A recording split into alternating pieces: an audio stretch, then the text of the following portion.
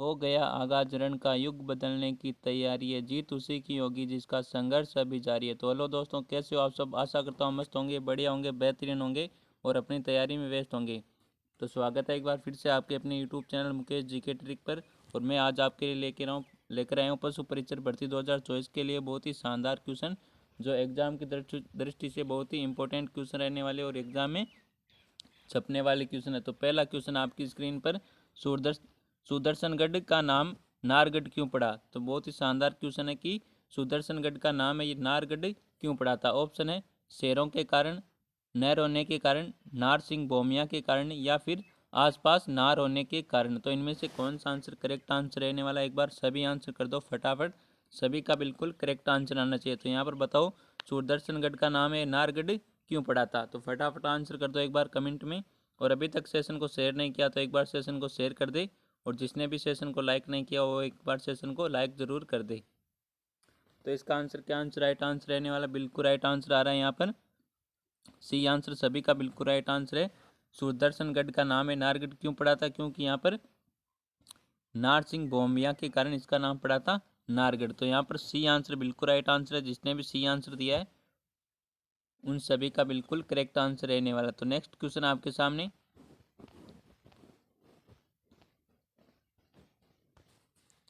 निम्न में से कौन सी शिल्प कृति कालीबंगा से प्राप्त हुई है? तो इनमें से कौन सी शिल्प कृति है वो कालीबंगा से प्राप्त हुई है? तो ऑप्शन है हाथीदांत का कंगा, खिलौना बैलगाड़ी, हवन कुंड, लकड़ी की नाली व बेलनाकार मोहर, और मिट्टी की चूड़ियाँ। और लास्ट ऑप्शन है उपरोक्त सभी। तो इनमें से कौन सा आंसर करेक्ट आंसर है? तो बताओ शिल्प कृति कालीबंगा से प्राप्त हुई। तो हाथी दांत का कंगा ये भी प्राप्त हुआ है कालीबंगा से, और खिलौना बैलगाड़ी और हवन कुंड ये भी प्राप्त हुआ है कालीबंगा से, और लकड़ी की नाली व बेलनाकार मोहर और मिट्टी की चूड़ियाँ ये भी प्राप्त हुई है। तो यहाँ पर डी आंसर अपना बिल्कुल करेक्ट आंसर है। जिसने भी डी आंसर दिया है उन सभी का बिल्कुल राइट आंसर, और सभी ने बिल्कुल राइट आंसर दिया डी आंसर। बहुत बढ़िया दोस्तों, यहाँ पर सभी का बिल्कुल करेक्ट आंसर है डी आंसर। तो अगला क्वेश्चन क्या कहता है आपको? अगला क्वेश्चन है एकलिंग शिलालेख का लेखक है। तो एकलिंग शिलालेख का लेखक कौन है? तो ऑप्शन आपके सामने महेश्वर, जगन्नाथ राय, राणा कुंभा और जगत सिंह। तो इनमें से कौन सा आंसर करेक्ट आंसर रहने वाला है? एक बार आंसर कर दो फटाफट, कौन सा आंसर करेक्ट आंसर है यहाँ पर? तो एकलिंग शिलालेख का लेखक कौन है बताओ एक बार सभी। तो एकलिंग शिलालेख इसके लेखक आपके महेश्वर। कौन है? महेश्वर। ए आंसर बिल्कुल राइट आंसर दिया सभी ने, बहुत बढ़िया दोस्तों, यहाँ पर सभी का बिल्कुल करेक्ट आंसर है ए आंसर। और इसी प्रकार से आपके एग्जाम में क्वेश्चन आने वाले। और अभी तक आपने एडमिट कार्ड नहीं कटवाए तो एक बार एडमिट कार्ड निकाल लेना। और आशा करता हूँ कि आप सभी ने एडमिट कार्ड निकाल लिए होंगे। और इस बार एक बात कॉमन देखने को मिली है कि सेंटर है वो दूर दे रही है भाई ना, अपने ज़िले में नहीं दे रही, होम डिस्ट्रिक्ट में सेंटर है वो नहीं दे रही। तो आप बताना सभी आपका सेंटर कहाँ पर आया और आपका ज़िला कौन सा है, या आपका आपके होम ज़िले में आपका सेंटर आया या नहीं आया, ये आप कमेंट में ज़रूर बताना सभी को। तो नेक्स्ट क्वेश्चन है, किस अभिलेख में सांबर तथा अजमेर के चौहानों को वत्स गोत्रीय ब्राह्मण बताया गया है? वेरी इंपॉर्टेंट क्वेश्चन है भाई। तो ऑप्शन है गोसुंडी अभिलेख, टणकपुर परिस्थिति, अर्थुणा अभिलेख और बिजोलिया का शिलालेख। तो इनमें से कौन सा आंसर है जिसका आंसर बिल्कुल राइट आंसर रहने वाला है? तो एक बार सभी आंसर कर दो फटाफट। तो आपका एग्ज़ाम 1 दिसंबर, 2 दिसंबर और 3 दिसंबर को होने वाला है। तो इन तीनों शिफ्टों के लिए आज का हमारा यह सेशन बहुत इंपॉर्टेंट सेशन रहने वाला, तो एंड तक बने रहे सभी। तो यहाँ पर बताओ सांबर तथा अजमेर के चौहानों को वत्स गोत्रीय ब्राह्मण किस अभिलेख में बताया गया है? तो ये आपके बिजोलिया शिलालेख में बताया गया है। डी आंसर बिल्कुल राइट आंसर दिया सभी ने, बहुत बढ़िया दोस्तों, यहाँ पर सभी का डी आंसर बिल्कुल राइट आंसर है। बिजोलिया का शिलालेख है, उसमें सांबर तथा अजमेर के चौहानों को वत्स गोत्रीय ब्राह्मण बताया गया। तो यहाँ पर डी आंसर अपना बिल्कुल राइट आंसर है। नेक्स्ट क्वेश्चन है, मालव सिक्के मिले हैं। तो मालव सिक्के कहाँ से मिले? ऑप्शन है मालवगढ़ के, नालीसर से, सांबर से, नगर से, या फिर बयाना से। बयाना भरतपुर। तो यहाँ पर कौन सा आंसर करेक्ट आंसर भाई बताओ। मालव सिक्के मिले, तो मालव सिक्के कहाँ से मिले, फटाफट आंसर कर दो एक बार। तो मालव सिक्के मिले मालवगण के नालीसर से। किससे मिले, मालवगण के नालीसर से मिले। तो यहाँ पर ए आंसर बिल्कुल राइट आंसर रहने वाला कौन सा, ए आंसर। नेक्स्ट क्वेश्चन है, डॉक्टर एलपी टेसीटोरी संबंधित है। तो डॉक्टर एलपी टेसीटोरी का संबंध किससे संबंध है भाई बताओ एक बार। ऑप्शन है चारण साहित्य से, राजस्थानी चित्रकला से, ग्रामीण ढांचागत विकास से और राजस्थान के स्वतंत्रता आंदोलन से। तो बताओ डॉक्टर एलपी टेसीटोरी का संबंध है किससे है। तो यहाँ पर कौन सा आंसर राइट आंसर रहने वाला है।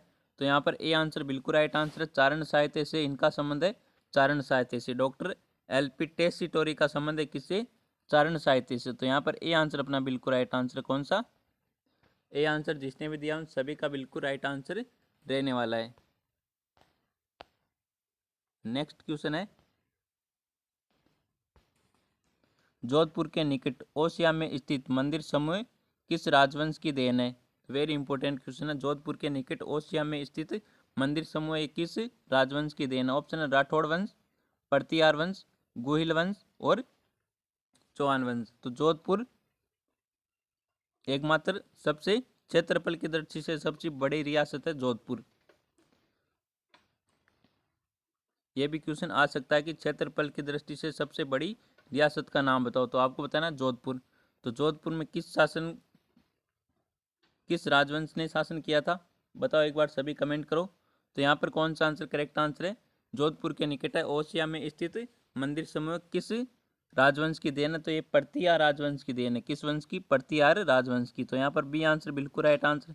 और फटाफट कमेंट करो भाई, जोधपुर में किस राजवंश ने शासन किया था। फटाफट आंसर करो कमेंट में, सभी का बिल्कुल करेक्ट आंसर आना चाहिए यहाँ पर। नेक्स्ट क्वेश्चन है, परतियार वंश का वास्तविक संस्थापक माना जाता है। तो परतियार वंश का वास्तविक संस्थापक किसे माना जाता है। ऑप्शन है नागभट्ट प्रथम को, वत्सराज को, देवराज को, कक्कुक को। तो परतियार वंश का वास्तविक संस्थापक माना जाता है, बताओ एक बार सभी। परतियार वंश है उसका वास्तविक संस्थापक किसे माना जाता है। तो फटाफट आंसर कर दो एक बार। और यहाँ पर आंसर आ रहा है बिल्कुल right answer, B answer, Vatsraj को परतियार वंश का वास्तविक संस्थापक माना जाता है। तो यहाँ पर बी आंसर अपना बिल्कुल राइट आंसर है, बिल्कुल राइट आंसर है बी आंसर। नेक्स्ट क्वेश्चन है, मेवाड़ की वह राजकुमारी जिसे लेकर जयपुर और जोधपुर के शासकों के मध्य गिंगोली का युद्ध हुआ था। वेरी इंपॉर्टेंट क्वेश्चन है ये भी। तो मारवाड़ की वह राजकुमारी जिसे लेकर जयपुर और जोधपुर के शासकों के मध्य गिंगोली का युद्ध हुआ था, तो वो कौन थी भाई बताओ एक बार सभी।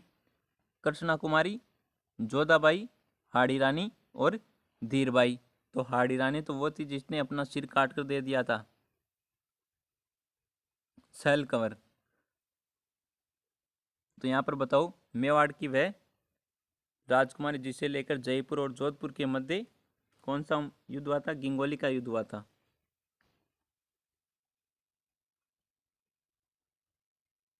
तो वो कौन थी, तो वो थी कृष्णा कुमारी। कौन थी, कृष्णा कुमारी। ये आंसर बिल्कुल राइट आंसर है। और इस कृष्णा कुमारी को अमीर खां पिंडारी के कहने पर जेर देकर हत्या कर दी गई थी कृष्णा कुमारी की। तो उसने कहा था ना रहेगी 5 ना बजेगी बांसुरी।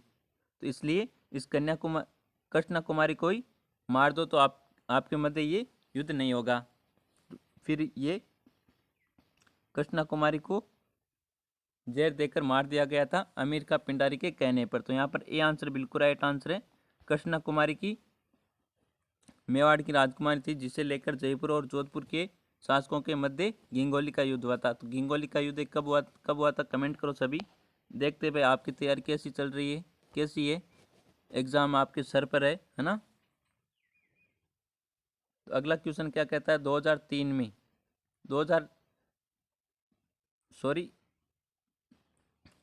1303 ईस्वी में राजस्थान का ऐतिहासिक ज्वार किस जिले में हुआ था। वेरी इंपॉर्टेंट क्वेश्चन है कि 1303 ईस्वी में राजस्थान का ऐतिहासिक ज्वार है किस जिले में हुआ था। ऑप्शन तारागढ़ में, रणथंभौर में, चित्तौड़गढ़ में और कुंभलगढ़ में।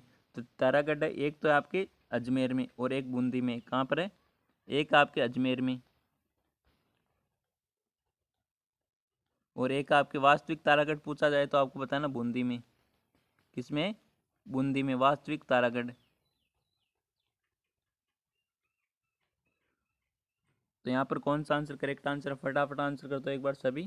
तो यहाँ पर कौन सा बिल्कुल राइट आंसर है? C answer. चित्तौड़गढ़, चित्तौड़गढ़ में हुआ था 1303 ईस्वी में जोर।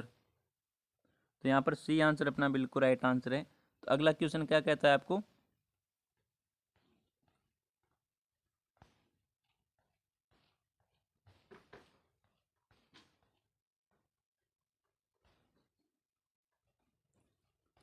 अगला क्वेश्चन है 1931 ईस्वी में जोधपुर में मेवाड़ यूथ लीग की स्थापना किसके द्वारा की गई? वेरी इंपॉर्टेंट क्वेश्चन है। 1931 में जोधपुर में मारवाड़ यूथ लीग की स्थापना किसके द्वारा की गई थी? ऑप्शन है स्वामी गोपाल दास के द्वारा, माणिक्यलाल वर्मा के द्वारा, जयनारायण व्यास के द्वारा, जमुनालाल बजाज के द्वारा। तो फटाफट आंसर करो इसका आंसर क्या आंसर राइट आंसर रहने वाला? सभी का आंसर आना चाहिए बिल्कुल राइट आंसर। तो यहाँ पर कौन सा आंसर राइट आंसर है? मारवाड़ यूथ लीग की स्थापना किसने की थी? जयनारायण व्यास ने की थी। जयनारायण व्यास ने। सी आंसर बिल्कुल राइट आंसर है इसका। जिसने भी सी आंसर दिया उन सभी का बिल्कुल राइट आंसर है जयनारायण व्यास। नेक्स्ट क्वेश्चन है हाकिम और हुक्म नहीं का नारा किस आंदोलन से जुड़ा है?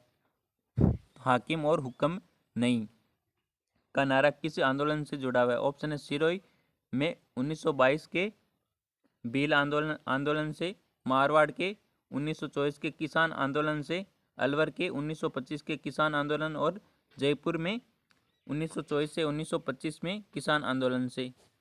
तो हाकिम और हुक्म नहीं का नारा किस आंदोलन से जुड़ा हुआ है? बताओ एक बार सभी। तो यहाँ पर कौन सा आंसर करेक्ट आंसर है? तो यहाँ पर हमारा ए आंसर बिल्कुल राइट आंसर है।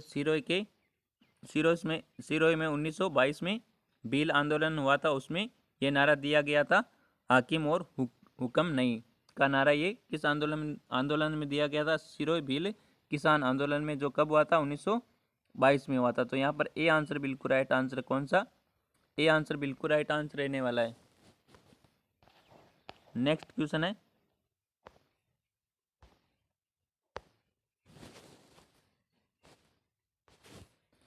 साधु सीताराम दास किस कृषक आंदोलन से संबंधित था? तो साधु सीताराम दास है किस कृषक यानी किसान आंदोलन से संबंधित थे? तो ऑप्शन है बिजोलिया से, शेखावाटी से, सीकर से या बूंदी से। तो साधु सीताराम दास किस किसान आंदोलन से संबंधित थे? फटाफट आंसर करो एक बार। सभी का बिल्कुल राइट आंसर आना चाहिए। और अभी तक सेशन को लाइक नहीं किया तो एक बार सेशन को लाइक कर दो।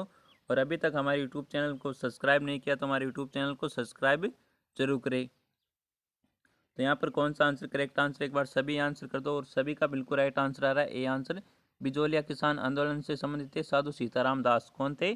साधु सीताराम दास। ए आंसर बिल्कुल राइट आंसर है यहाँ पर। नेक्स्ट क्वेश्चन है वेरी इंपॉर्टेंट क्वेश्चन है कांगड़ सिक्कर का संबंध किस प्रजामंडल आंदोलन से है? तो कांगड़ सिक्कर का संबंध किस प्रजामंडल आंदोलन से है? तो ऑप्शन है जयपुर प्रजामंडल, कोटा प्रजामंडल, मेवाड़ प्रजामंडल और बीकानेर प्रजामंडल। तो इसका आंसर डी आंसर बिल्कुल राइट आंसर है। बीकानेर प्रजामंडल से संबंधित है कांगड़ सिक्कर का संबंध। तो यहाँ पर कौन सा? डी आंसर अपना बिल्कुल राइट आंसर रहने वाला कौन सा? डी आंसर अपना बिल्कुल राइट आंसर है। नेक्स्ट क्वेश्चन है वेरी वेरी इंपॉर्टेंट क्वेश्चन है मेवाड़ पुकार 21 सूत्रीय मांग पत्र का संबंध किससे था? तो मेवाड़ पुकार 21 सूत्रीय मांग पत्र का संबंध है ये किससे था? तो बताओ एक बार सभी आंसर कर दो। ऑप्शन आपके सामने मोतीलाल तेजावत, माणिक्यलाल वर्मा, साधु सीताराम दास, विजय सिंह पथिक। विजय सिंह पथिक का मूल नाम क्या था? भूप सिंह था। क्या था? भूप सिंह। ये क्वेश्चन आया था सीटी में, पिछली बार सीटी में आया था।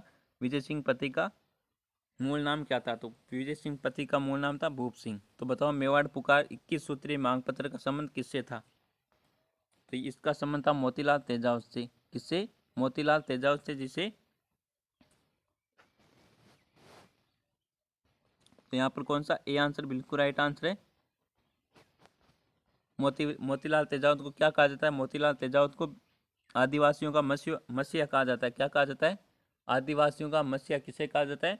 मोतीलाल तेजावत को कहा जाता है। तो यहाँ पर ए आंसर अपना बिल्कुल राइट आंसर है। मेवाड़ पुकार 21 सूत्रीय मांग पत्र का संबंध किससे था? मोतीलाल तेजावत से। तो यहाँ पर ए आंसर जिसने भी दिया है उन सभी का बिल्कुल राइट आंसर है। नेक्स्ट क्वेश्चन आपके सामने, शेखावाटी जकात आंदोलन का नेतृत्व किसने किया था? तो शेखावाटी जकात आंदोलन का नेतृत्व किसने किया था? पंडित नरोत्तम लाल जोशी ने, पंडित टोडरमल ने, पंडित रामकरण आसोप ने, पंडित अबिन हरि ने। तो शेखावाटी जकात आंदोलन का नेतृत्व किसने किया था? फटाफट आंसर कर दो एक बार। वेरी वेरी इंपॉर्टेंट क्वेश्चन है और बहुत शानदार क्वेश्चन है आपके सामने। तो इसका आंसर सभी का बिल्कुल राइट आंसर आना चाहिए। तो यहाँ पर कौन सा आंसर करेक्ट आंसर है? शेखावाटी जकात आंदोलन का नेतृत्व किसने किया?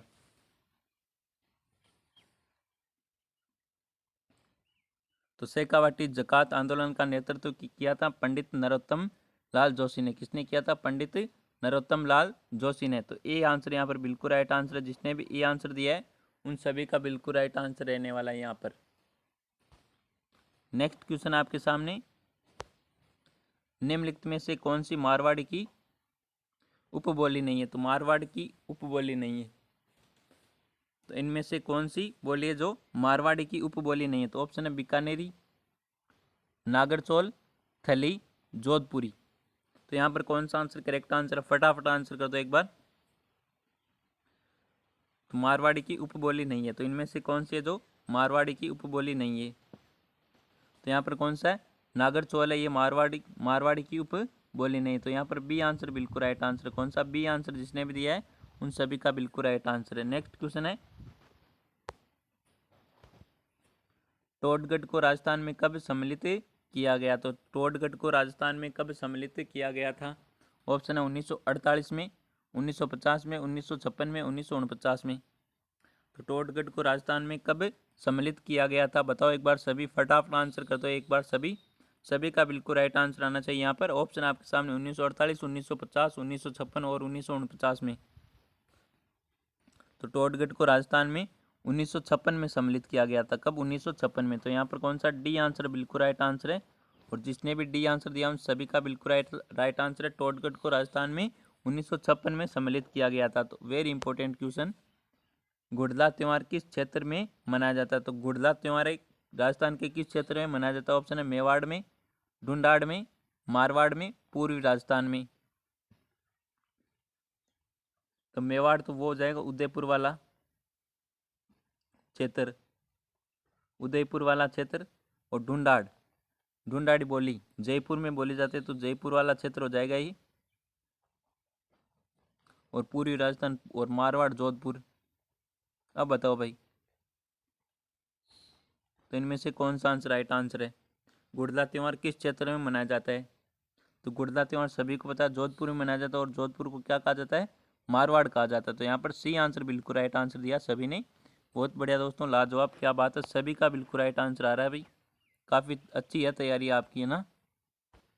और लास्ट में कमेंट में ज़रूर बताना ये सेशन आपको कैसा लगा। और एग्ज़ाम देकर वापस आओ तो तब बताना इस सेशन से आपको कितने क्वेश्चन एग्जाम में देखने को मिले। अगला क्वेश्चन, नायक द्वारा नायिका को बुलाने के लिए श्रृंगार व भक्ति संबंधित प्रसिद्ध लावणियाँ है। तो नायक द्वारा नायिका को बुलाने के लिए श्रृंगार व भक्ति संबंधी प्रसिद्ध लावणियाँ है। तो ऑप्शन है मोर ध्वज, भर्तरी और लावणी, उपरोक्त सभी। तो बताओ यहाँ पर सभी कौन सा आंसर करेक्ट आंसर है? फटाफट आंसर कर दो एक बार सभी। तो इस क्वेश्चन का आंसर आपको देना है कमेंट में। किस में देना है? कमेंट में देना है सभी को। क्वेश्चन नंबर 20 का आंसर आप सभी को कमेंट में देना है। नेक्स्ट क्वेश्चन है, गौरी देवी राजस्थान की किस गायन शैली से जुड़ी हुई है? तो गौरी देवी राजस्थान की किस गायन शैली से जुड़ी हुई है? फटाफट आंसर कर दो एक बार।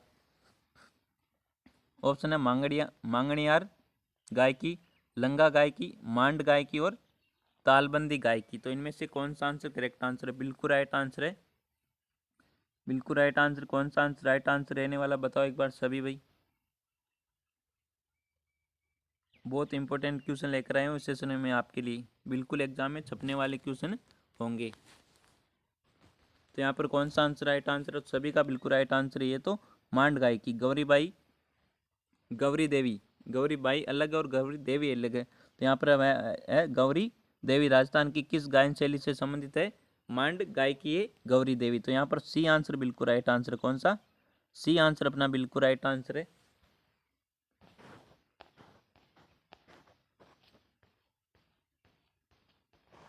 नेक्स्ट क्वेश्चन है कालबेलिया नृत्य के रूप में। तो कालबेलिया नृत्य के रूप में, तो इनमें से कौन कौन से नृत्य कालबेलियों के नृत्य? ऑप्शन है इंडोनी, पणियारी, शिकारी, इंद्रपुरी, चरी, झूमर, गौरी घूमर। तो इनमें से कौन सा आंसर भाई राइट आंसर है? इनमें से कौन से दो नृत्य वो कालबेलिया से संबंधित है?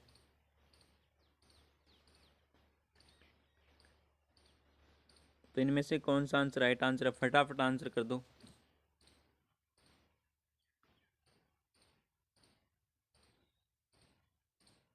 तो इंडोनी और पणियारी ये नृत्य कालबेलिया से संबंधित है भाई। कालबेलिया नृत्य के रूप है इंडोनी और पणियारी। तो यहाँ पर ए आंसर बिल्कुल राइट आंसर। जिसने भी ए आंसर दिया है उन सभी का बिल्कुल राइट आंसर रहने वाला है। अगला क्वेश्चन है लोक देवता तेजाजी महाराज का पवित्र तीर्थ स्थल बांसी दुंगारी कहाँ पर स्थित है? वेरी इंपॉर्टेंट क्वेश्चन है, कई बार एग्जाम में पूछा गया क्वेश्चन है ये। लोक देवता तेजाजी महाराज का पवित्र तीर्थ है, तीर्थ स्थल बांसी दुंगारी, ये कहाँ पर स्थित है बताओ एक बार सभी। ऑप्शन है उदयपुर में, नागौर में, जयपुर, अजमेर में और बूंदी में। तो यहाँ पर आंसर आ रहा है भाई बी आंसर आ रहा है, सी भी आंसर आ रहा है और डी भी आंसर आ रहा है। तो कोई बचा तो ए भी कर दो भाई यहाँ। तो यहाँ पर आंसर तीन आ रहे, बी आंसर आ रहा है, सी भी आंसर आ रहा है और डी भी आंसर आ रहा है। ऐसे कैसे चलेगा भाई यहाँ? तो बांसी दुंगारी, दुंगारी ये कहाँ पर स्थित है भाई? तेजाजी महाराज का पवित्र तीर्थ स्थल है ये बांसी दुंगारी। ये कहाँ पर स्थित है? फटाफट आंसर कर दो एक बार सभी। तो ये आपके अजमेर में। कहाँ पर? अजमेर में। सी आंसर जिसने भी दिया उन सभी का बिल्कुल राइट आंसर है। बांसी दुंगारी पवित्र तीर्थ स्थल कहाँ पर है? अजमेर में। तो यहाँ पर सी आंसर जिसने भी दिया उन सभी का बिल्कुल राइट आंसर है। नेक्स्ट क्वेश्चन है आदिवासी महिलाओं द्वारा घुटनों तक पहने जाने वाले घाघरे को क्या कहा जाता है भाई? तो आदिवासी महिलाओं द्वारा घुटनों तक पहने जाने वाले घाघरे को क्या कहा जाता है? नानड़ा, अंगोछा, कच्छाबू, इनमें से कोई नहीं। तो क्या कहा जाता है बताओ एक बार सभी। आदिवासी महिलाओं द्वारा घुटनों तक, कहाँ तक? घुटनों तक पहने जाने वाले घाघरे को क्या कहा जाता है? कच्छाबू कहा जाता है। क्या कहा जाता है? कच्छाबू कहा जाता है। सी आंसर यहाँ पर बिल्कुल राइट आंसर है। नेक्स्ट क्वेश्चन है रानी सर व पदमसर तालाब किस दुर्ग के पास स्थित है? तो रानी सर व पदमसर तालाब है किस दुर्ग के पास स्थित है? ऑप्शन है अचलगढ़ दुर्ग के पास, मेहरानगढ़ दुर्ग के पास, गागरोन किले के पास या फिर लोहागढ़ के किले के पास। तो रानी सर व पदमसर तालाब किस दुर्ग के पास स्थित है?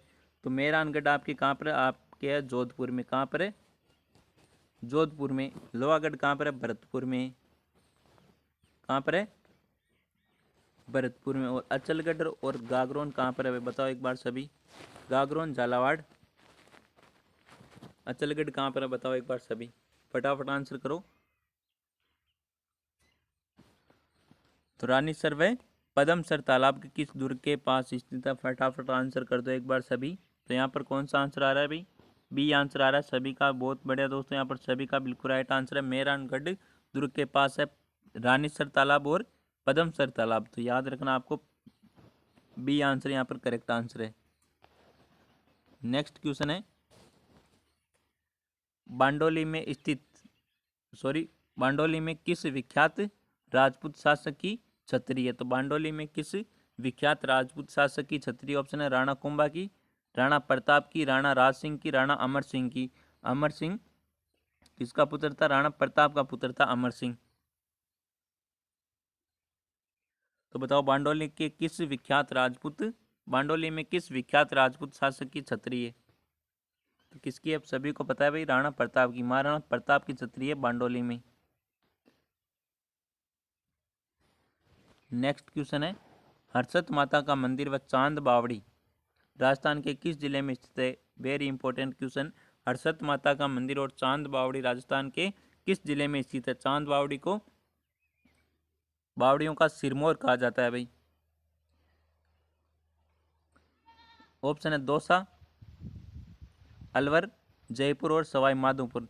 चांद बावड़ी को बावड़ियों का सिरमौर कहा जाता है और दौसा को दौसा आबानेरी दौसा बावड़ियों का शहर। तो यहाँ पर ए आंसर बिल्कुल राइट आंसर है। हर्षद माता एवं चांद बावड़ी राजस्थान के किस जिले में? दौसा जिले में। अब आप कभी मत भूलना भाई, ए आंसर यहाँ पर कौन सा? ए आंसर बिल्कुल राइट आंसर यहाँ पर कौन सा?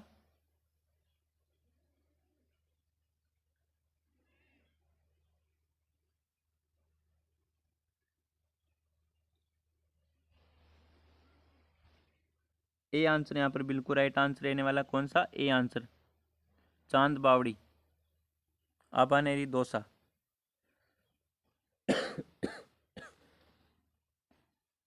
नेक्स्ट क्वेश्चन आपके सामने,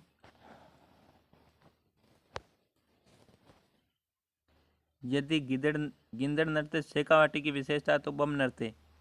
अलवर भरतपुर, अलवर धौलपुर, धौलपुर सवाई माधोपुर और धौलपुर। बताओ, गिंदड़ नृत्य शेखावाटी की विशेषता, उसी प्रकार बम नृत्य किस जिले की या किस क्षेत्र की विशेषता है? तो ये आपको सभी को पता है, अलवर और भरतपुर का बम नृत्य प्रसिद्ध है। कौन सा? अलवर और भरतपुर का, जो नई फसल के आगमन के लिए किया जाता है बम नृत्य। ए आंसर बिल्कुल राइट आंसर यहाँ पर कौन सा? ए आंसर जिसने भी दिया है उन सभी का बिल्कुल राइट आंसर रहने वाला ऑप्शन है। नेक्स्ट क्वेश्चन आपके सामने, कोटा चित्र शैली का जन्म हुआ। तो कोटा चित्र शैली का जन्म हुआ जयपुर शैली से, बूंदी शैली से, अलवर शैली से और जोधपुर चित्र शैली से। तो कोटा चित्र शैली का जन्म कहाँ से हुआ था? बताओ एक बार सभी। तो ये हुआ था बूंदी, कोटा बूंदी चित्र शैली से हुआ था कोटा चित्र शैली का जन्म। तो यहाँ पर बी आंसर बिल्कुल राइट आंसर है। ये तो क्वेश्चन में आपका आंसर है भाई, कोटा बूंदी। तो कोटा चित्र शैली का जन्म कहाँ से हुआ था? बूंदी चित्र शैली से हुआ था। नेक्स्ट क्वेश्चन है, संपूर्ण भारत में एकमात्र विभीषण जी का मंदिर कहाँ पर है भाई? तो संपूर्ण भारत में एकमात्र विभीषण जी का मंदिर कहाँ पर है? किराड़ू, कैथुन, सॉरी एक बार थोड़ा ऊपर कर लेते हैं। तो संपूर्ण भारत में एकमात्र विभीषण जी का मंदिर कहाँ पर है? किराड़ू, तनोट, मंडोर, कैथुन। तो किराड़ू बाड़मेर, किराड़ू के मंदिर को क्या कहा जाता है? राजस्थान का खजुराहो कहा जाता है, जो बाड़मेर में स्थित है। कहाँ पर है? बाड़मेर में। और तनोट जैसलमेर, तनोट राय, तनोट माता रूमालों वाली देवी जैसलमेर। मंडोर कहाँ पर? मंडोर जोधपुर में, जहाँ पर चामुंडा माता का मंदिर हो। कैथुन कहाँ पर? कैथुन आपके कोटा में। कहाँ पर है? कोटा में, कैथुन कोटा।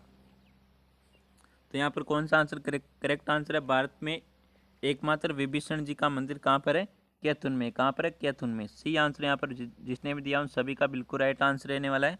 तो आज का ये सेशन आपको पसंद आया तो सेशन को एक बार लाइक जरूर कर दे, और अभी तक हमारे यूट्यूब चैनल को सब्सक्राइब नहीं किया तो हमारे यूट्यूब चैनल को सब्सक्राइब जरूर करें। तो मिलता है एक और बेहतरीन सेशन के साथ, तब तक थैंक यू, टेक केयर, जय हिंद, वंदे मातरम।